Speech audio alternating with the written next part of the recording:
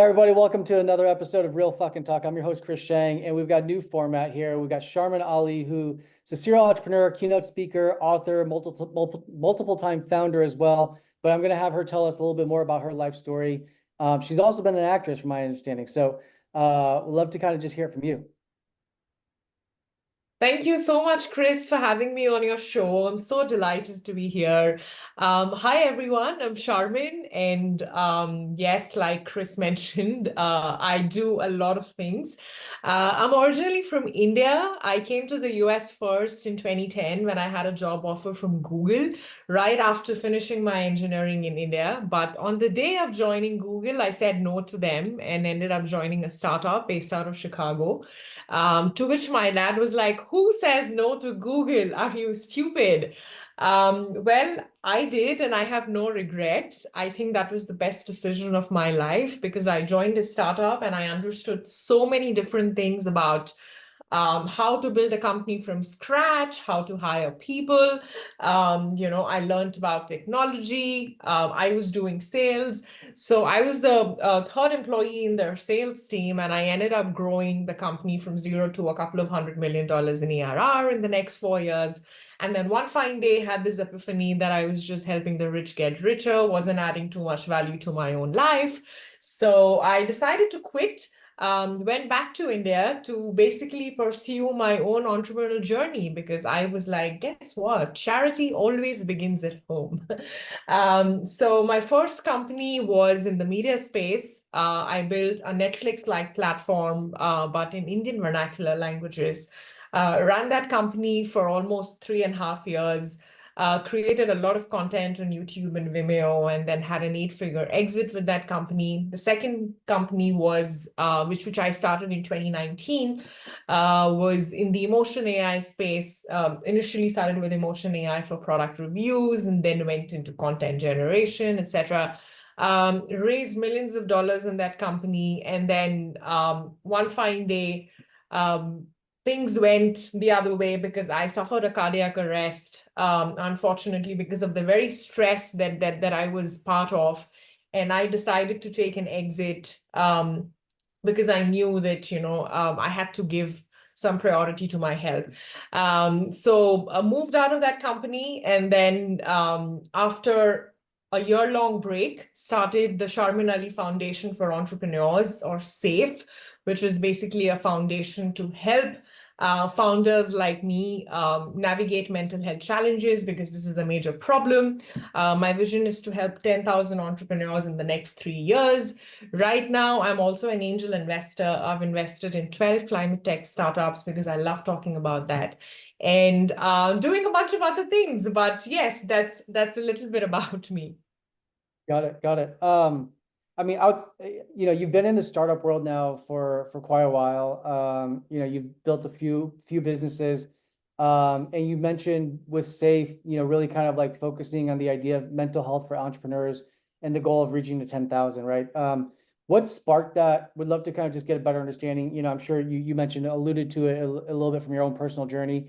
I see that across the board with so many founders, and I know there's a ton of stats around it in terms of like how under discussed it is amongst the founder community, even amongst co-founders. I think there's a stat out there that I read that was like 73% of founders that deal with mental health don't even bring it up to their co-founders.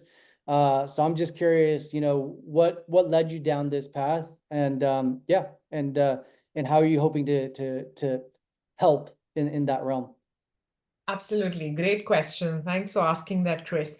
So in 2019, one of my peers, a fellow startup founder, she committed suicide. She jumped from the 15th floor of a building, and she's also a really, really good friend of mine. And I had absolutely no clue what she was going through until much later when I, sort of discussed with her co-founders and stuff and figured out that this is such a big challenge. And then, recently when I myself had a stress-induced cardiac event, unfortunately, to most founders, they think that, hey, if you are feeling anxious, if you are having palpitations in your heart, it's okay. Just go, maybe have a drink, go party, go to or go travel or whatever. Mental health problems, no, that is total BS. Nothing really happens. Oh, come on, it's all cool. Go chill. But no, it's not about chilling. This is a major problem. Anything to do with brain science, you need to go speak to the right people, to therapists, to healers, to psychologists. They're out there. So I realized post my own experience, and I managed to survive it. I could have died, but my doctor was like, if you do not take an exit from your company right now, and if you continue doing this, I was on the verge of planning an IPO. They were like, if you do not take an exit right now, you are not going to make it. You would just have another 18 to 24 months to live because your heart's condition is not good. You need rest. You're so stressed out. So I realized that it's a very difficult choice. My company was my baby. I couldn't quit, but I decided to do that. And that is when, post my recovery and post the healing, I was like, this is a major problem. Turns out that us founders are 2x more likely to commit suicide as opposed to anybody in a 9 to 5 job. And now that's a serious problem. Numbers are crazy out there. So I decided to launch the Sharmin Ali Foundation for Entrepreneurs, or SAFE. You can check that out on safementalhealth.org, where we basically provide all the resources and all the help that is needed, and a community to help entrepreneurs, help each other navigate mental health challenges while they are so busy disrupting economies, building their startups. Yeah. Yeah. I'm curious as to why do you think that rate is so much higher amongst founders, and why do you feel that stress? I mean, because I feel like this, and maybe you can attest to this from being, having dabbled in the creative realm, but the stresses of like being a creative artist, right? I think we kind of accept table stakes is mental health is going to be a part of that journey, and struggling with that, as an artist. Entrepreneurship goes through the exact same, I think, like kind of statistically speaking, the same kind of hurdles and trials and tribulations and stresses of really kind of giving up a lot of things. And I think maybe just because it's tied to the idea of business, there's this idea of financial stability, which for most founders understand that that's not truly the case. And it's not going to be the case until you get to some kind of semblance of market fit and hopefully raise some external capital. But most of the times you're putting in your own money and you're doing that with your own time. And but I'm curious as to why is it not as open, your thoughts as to why it's not as openly discussed or accepted or talked about within the startup and founder community specifically? Right. So there are two things that you said, right? That first of all, why is it so common within entrepreneurs? I mean, why is it such a big problem with entrepreneurs? The thing is that when you're an entrepreneur, you've probably quit a 6-figure, 7-figure job, depending on what stage of your career you are in, right? And you were doing really well. And now, like you also said, that yes, you're putting in your own money, you're bootstrapping, or there are some people who also moonlight if they are able to, right? So now the challenge is that earlier you were just responsible for your own self, right? For your own money, for your own bills. But now that you're building a team, right? And you don't have a constant influx of money coming in every month, right? That's crazy. You're burning, burning, burning. And the first 1 year, nobody generates revenue, right? Because it's about building the product. And before you build the product, it's about hiring the team, which is a godforsaken problem, right? Because people take offers from 1 or 2 companies and then they shop around and do all that shit, right? So it's a major problem. You are going crazy. You break your relationships. Personal life is completely harrowed. You don't have a relationship with your parents at all. You're like dream, dream, dream, right? You're like a one-track mind. You're like a horse, no peripheral vision. You're like, okay, this is my dream. I'm following it. Whatever the fuck it takes to get there, I'm going to do that, right? So the stress levels, you are filled with cortisol all the time, nothing else. You are sleeping, eating, breathing, walking, cortisol. So as a result of that, what happens is that, you have to pay bills for other people.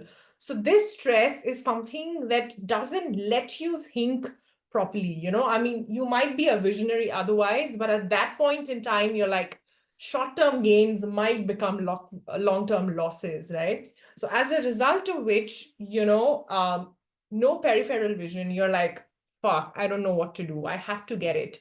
So you stop thinking. You're like, whatever it takes, I'm gonna just do this.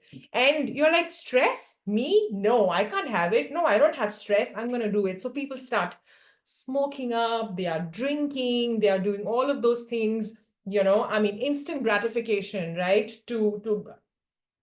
I mean, don't hate me for saying this, but people watch pornography because they're like instant gratification, right? Okay, whatever, whatever it takes to just release and just feel calmer, instead of actually addressing the problem that, hey, what you need is a full-time therapist, buddy. That's what you need, who can actually help you navigate the stresses that you're feeling. It's absolutely normal, right? Or they binge eat, or they don't eat at all, as a result of which there are a ton of problems. So that is exactly why entrepreneurs go through this and they don't want to accept it, because the fundamental mindset of our society is like, hey, you know what? If I can be an entrepreneur, if I've had the guts to quit my job and do this, guess what? I'm gonna nail this thing. I'm gonna do it no matter what. You need help. I think you do need help. It's okay. You're a human being. So that whole mindset needs to change. You need to be able to deal with your stress much better. All of these things. So entrepreneurs need help. Yes, bottom line. Yeah, I mean, I 1000% agree. I've been doing this thing called the Founders Roundtable, which is we go to different cities. We're on like a 12 city tour with some great sponsors, but Oh, we go to different cities, and we've done like 18 cities so far in the past couple of years. But we're in like Raleigh, North Carolina, Washington, D.C. later this month, and then we'll be in Atlanta, Dallas, and Miami. And the basic idea and the premise is that it's a no similar to this, a little bit more like on the founder story side, but we bring in like a diverse panel of everybody that's kind of raised from a post seed or bootstrap level to publicly traded companies. And we have them sit around a table and then just kind of share war stories. And hopefully the idea is that we have a room of other, it's usually going to be like 50 to a few hundred. Sometimes it depends on the venue. But of other founders that can sit there and listen to these stories and then ultimately not feel so alone, because I've heard some amazing stories that I think like isn't normalized enough, but so many have gone through it. Like, I mean, we had a couple of founders that went on to, do great things and raise 100 million plus for their now ever successful company, but playing bar mitzvahs for the first 3 years of their business, and or like situations where they had less than $1,000 in a bank account, wasn't going to make payroll. Those are real stresses that I feel like people don't talk about, and it's so actually much more commonplace than I think most founders realize, especially as they're going through it. So to me, I think like community is a great way to at least get the ball rolling, but I'm curious as to, with Safe, how are you looking to help bring that awareness to just entrepreneurs or at large, right? It doesn't have to be like a tech founder. It could just be somebody running a brick and mortar business, but right. small business, any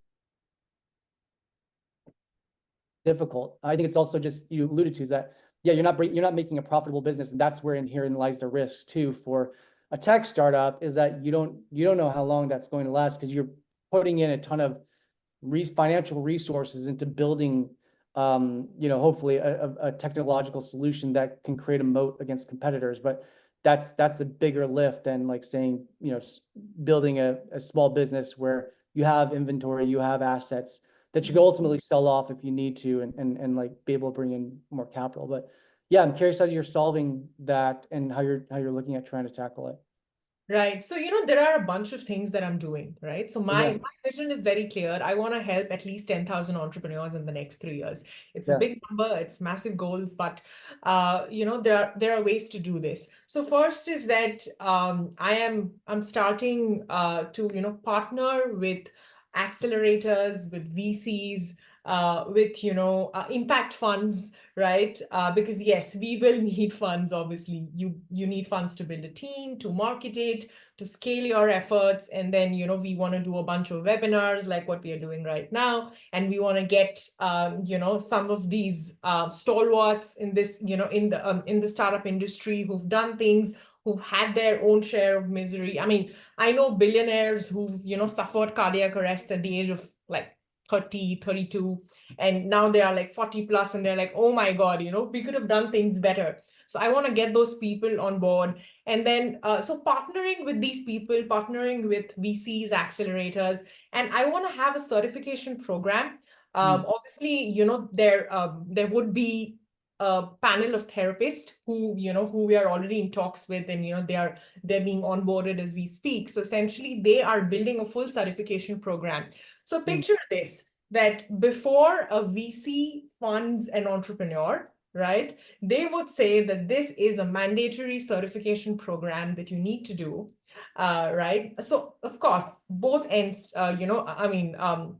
from the VC's perspective and also from the entrepreneur's perspective, because they want to make sure that this entrepreneur is well supported to basically navigate the stresses that are going to come on board this journey, because we are we're going to support them with their funds. So we want to make sure that they are well equipped, right, with all the resources. And from the startup founder's perspective, right, he's like, okay, I know that I have to talk to, let's say, like 100 VCs when I'm raising, let's say, my first million or whatever, or whatever, right? So they should also know that, hey, this journey is not easy, right? I mean, there's a pre-seed round, there's a seed round, there's a Series A round, and then beyond.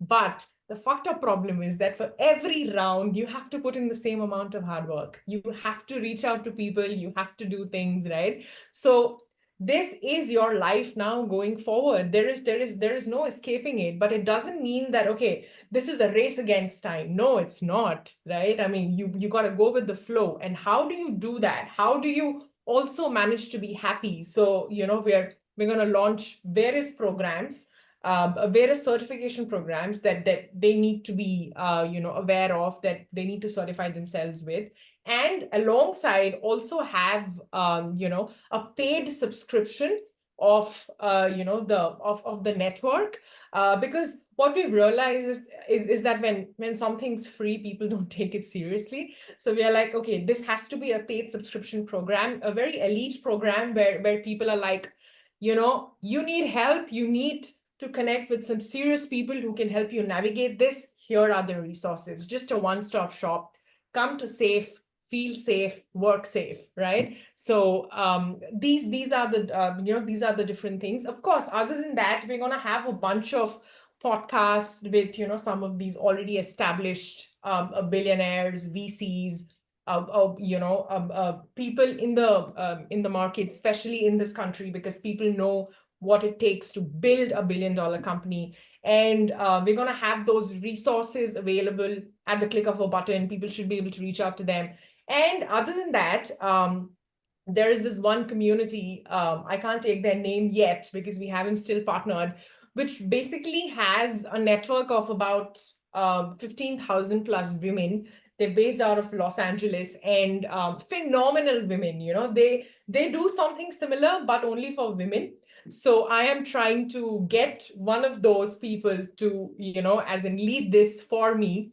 Right. So I want her to be, to become the CEO of SAFE, because she has a beautiful network. So partnering with like-minded people to basically help us with a great cause. And last but not the least, I'm also starting a merchandising line for SAFE, because I love design. I'm a huge fan of design. I have some great ideas, because I think that merchandising is a great way to sort of spread awareness about something. When you have those really amazing designs on t-shirts, on your mugs, or whatever that you're using, right, on your caps and stuff, or bags, etc., that really helps promote things. So all of these plans in place going on, and we are also talking to a few impact funds to basically support this. Yes, social impact funds. Got it. I'm curious as to on this, which is,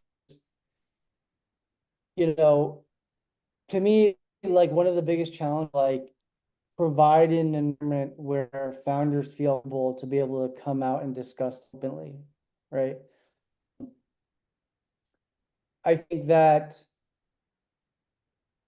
historically the system has been kind of together in terms of vitality, doesn't foster a lot of transparency from either a business or a personal perspective. And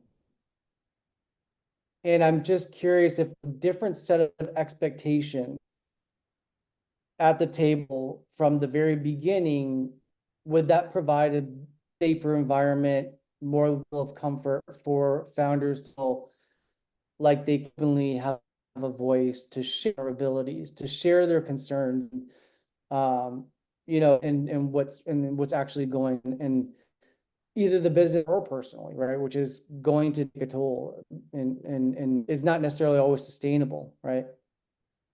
Absolutely, absolutely.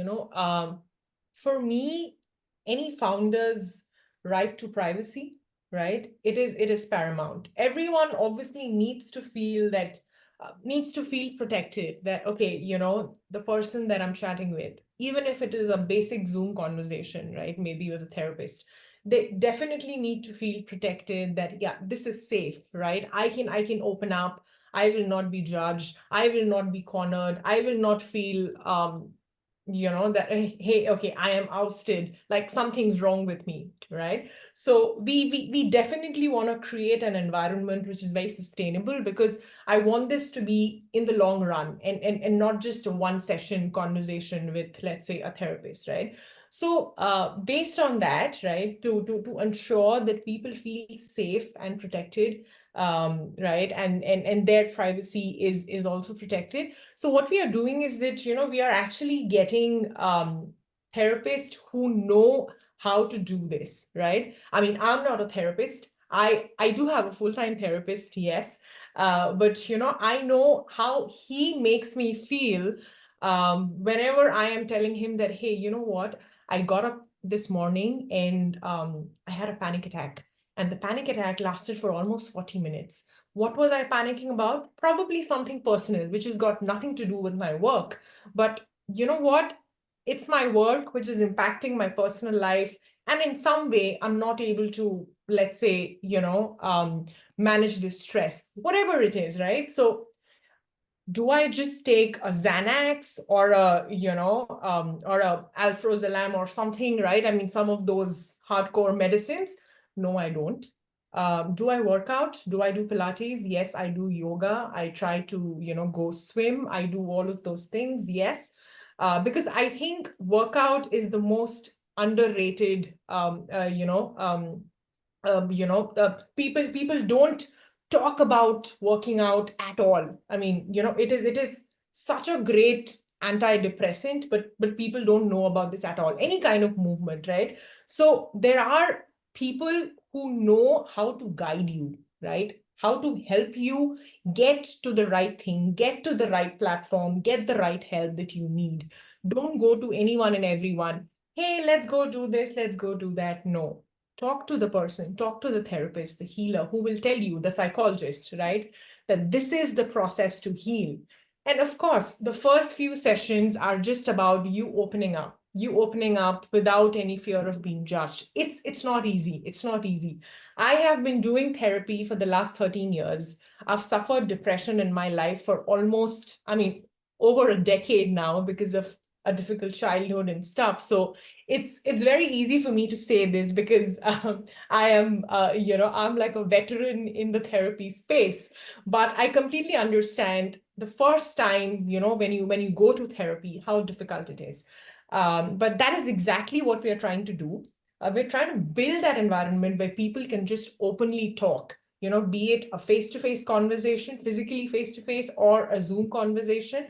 But because every state, again, in America has different laws, so we want to make sure that depending on which state you are in, we want to match you to the right resource there, right? So lots of things to do. I'm excited, but it's challenging. It's not easy, but it's doable. Got it. Just kind of get into, your personal journey. You mentioned just having gone through a cardiac episode, and that being the impetus for you to having to take a year off and take a break. Without having to go rehash any of all that stuff, but like at at what point like you realized, okay, this is not normal and I can't be doing this to myself. I'm sure that there were probably moments before the actual episode happened. But I'm curious, maybe there wasn't, but I'm thinking like if you had any of those moments, and what did that feel like, or what was running through your mind? Because what I think is helpful is storytelling and relatability. People can hear a story from somebody and they can relate to that feeling and find, oh, I'm not crazy. Like that's kind of like what I've been feeling. That's completely normal, and I probably need to like take some time to think about this. What was that feeling like for you? Let me actually give you some of the real things that were happening to me, which I'm sure happened to a lot of people. There were days when I would lie down in my bed and just look into nothing. So numb. I would just be staring at the fan swinging. I was not thinking of committing suicide. No. But I was numb. I had no feeling at all. I was like, what is this life? What is happening? Fundraising, sales, lead generation, marketing, team of 150 plus people. There was a time when we were like thriving, because we'd raised millions, we were doing so much. And I was working for 17 to 18 hours in a day. I would not eat. And then for the remaining 6 hours, I would just binge eat. Picture this, that, okay, you haven't had anything, maybe just water here and there. And then it is 11 p.m. in the night, and you're like, oh, okay, the last time I ate was yesterday. I haven't had anything. How would I not feel hungry? Maybe throughout the day, I've maybe, like smoked a cigarette here and there or whatever, gone out for a smoke or thing, or maybe had a soda pop or whatever, things like that. But then at 11 p.m., I'm like, hey, I haven't really eaten any food. Okay, so what do I eat at 11 p.m.? Okay, there's a burger joint by the road or pizza, as it is, most startups, right? So I've suddenly finished one large pizza that was maybe ordered for like 3, 4 people. I've finished it all by myself. And I'm like, shit, I'm still hungry. 2 hours later, what do I eat now? Okay, chips. Okay, this all junk, whatever. But instead of having 3 solid meals, 11 p.m. to 4 a.m., I have eaten, I don't know, 5 kgs of junk. 5 kgs of junk. And then I'm like, okay, now I'm sleepy. And then I go home and I sleep for exactly 3 hours. And then 8 a.m., again, I'm back to office. And I am doing this for months and months and months, and I don't sleep at all. I was insomniac. Like I would not sleep at all. And things were definitely changing in my body. First thing, I was putting on weight. And I was like, what am I doing? I hardly eat. How am I putting on weight? I mean, when you're eating in just one go, 5 kgs of junk, you're like, okay, but I didn't eat the remaining 19 hours. What happened? And it's not normal. And then there are moments when you're experiencing a brain freeze, right? Like, for example, let's say if I am on an investor call, and this has actually happened to me, are frozen are frozen. Let's say an update call or something, and they're asking, okay, what's the roadmap, what are you going to do next? And I know what I'm going to do next. I have everything written in front of me. I'm presenting my screen. There's an Excel sheet, but I'm blank. I just don't know what to speak. And they're like, they are thinking that maybe it's the Wi-Fi and the screen's frozen, but it's not the Wi-Fi. I have frozen because my brain is like, shit, what was that thought? There's a full mumbo jumbo going on in my head. And this had happened to me multiple times in 2022, multiple times, and I was like, this is not me. This is not me. Like, I mean, if somebody starts asking a question about my company, even before they complete, my brain already had an answer. Like, I used to be that person. But then why was this happening? And people were like, hey, are you all right? Are you fine? And then there was, and the peak actually happened when I was at this one event in Dubai where I was speaking on stage. I was talking about AI, and I froze for 30 seconds in between my keynote. And this has never happened to me. I have been giving keynote speeches for the last 12 years. I never freeze on stage. I have no stage fright. But for the first time in front of some 600 people on stage, I froze. And my PR manager came running from the backstage. She thought maybe I was getting a cardiac arrest or something, because I just sat down. I was like, I don't know, something's not right. And You're that day, malfunctioning. yeah, and Yeah, the that body keeps score. If you've ever picked up that workbook, but the body keeps score, recommended by my therapist. Yeah, I mean, exactly. there's no way to outrun it. Yeah, and that day it just felt like every cell in my body was screaming in pain. And you know what? The following day, I was flying to New York. Right now, yes, I am in New York. I was flying to New York for a meeting with one of the largest VCs because we were going to raise $200 million for us to go IPO. Hmm. And I slept on the flight. It was a 15-hour flight from Dubai to New York. I slept for 12 hours. And I nailed the pitch. I nailed it. We got the deal. We signed it. Everything happened. And then the next month, I suffered a cardiac arrest. And my doctor, the first thing he asked me was, it's not possible that you did not notice changes. I'm sure your body was giving you signs, because you will know. Your body keeps a score, like you rightfully said. Your body is telling you that, dude, give me a break. I need help. I need to sleep. I need to rest up, right? I need to have 3 meals every day, right? And I need to talk to normal people. I can't just be stuck in a cubicle. I need to go out. I need to travel. I need to breathe fresh air. Give me a break. And the doctor was like, I'm sure you felt it, but you did not do anything. And then I told him about that incident in Dubai on stage. And then before that, for 6 months, when I was just freezing on calls. And Sharmin, these are all signs. These were all the possible signs. Why didn't you do something about it? And right now, and at that point in time in the hospital, he was like, do you know what your blood pressure is? Do you know how fast your heart is beating? Do you know you haven't slept? And the reason you were eating so much. And then he explained the whole thing to me, which I think our listeners should also know, is that when you're not sleeping and your heart needs to pump a lot more blood, you need to keep eating food in order to supply the energy for it to function, right? And that is what I was doing, eating junk, 5 kgs of junk in 4 hours instead of eating proper meals.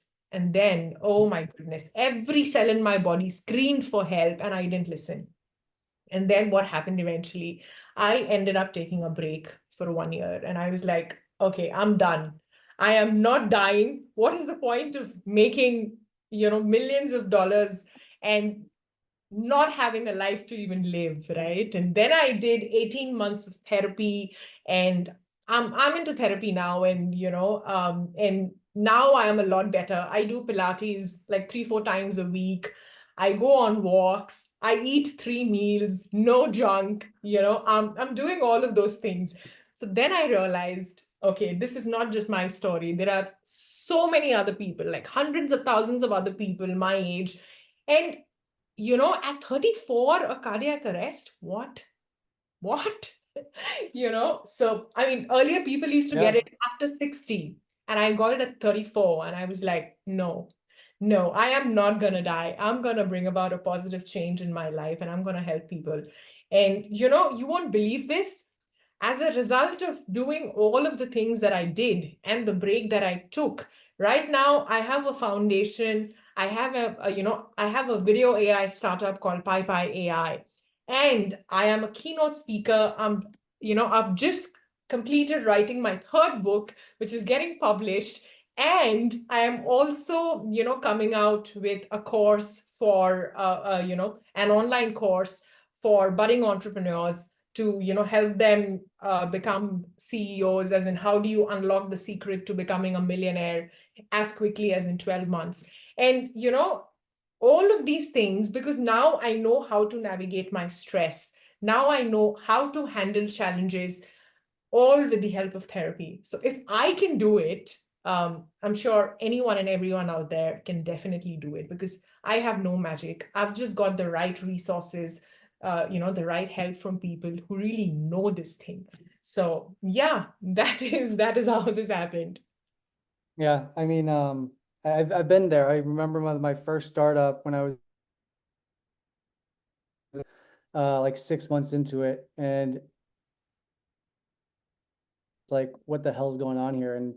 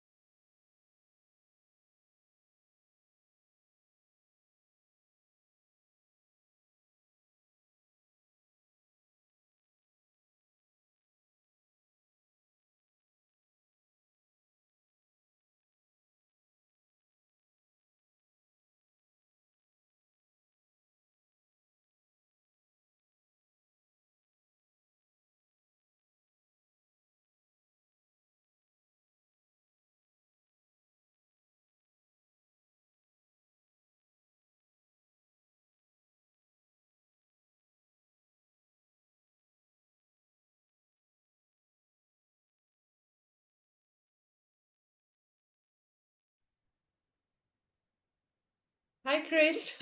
I don't know. I lost you. I was here. I don't know what happened. I don't know. We have everything that we kind of. Mhm.